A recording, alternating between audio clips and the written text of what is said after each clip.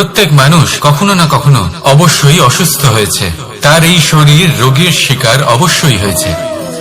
এবারে দেখুন, এই রোগ আসে আবার এই রোগ চলেও যায়, কিন্তু সেই রোগ আমাদের কষ্ট দিতে কেন সক্ষম হয়? কারণ হলো স্বচ্ছতা। যদি এই স্বচ্ছতা শরীরে না থাকে তাহলে মানুষকে শারীরিক কষ্ট পেতেই হবে। ঠিক সেইভাবেই অত্যন্ত প্রয়োজনীয় হলো এই স্বচ্ছতা যেন মনেও থাকে। যদি এই স্বচ্ছতা মনে না থাকে তাহলে মানুষ চারিত্রিকভাবে কষ্ট সহ্য করেন। এবারে নিবারণ কি হতে পারে? বড়ই সহজ এর উপশম।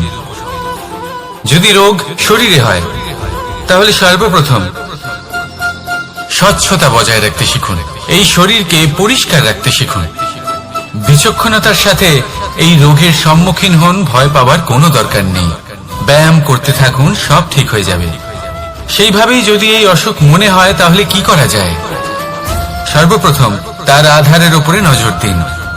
আপনার এই আধারই হলো আপনার আহার।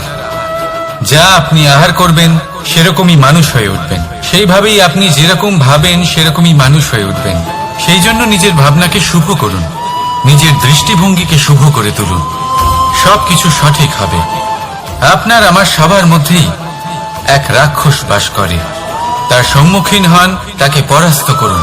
তাহলে এই রোগ সে শরীরেই হোক বা মনের মধ্যে, যদি সঠিক সময় তাকে আটকানো না যায় তাহলে যে কোনো সময় তা মহামারীর রূপ ধারণ করবে।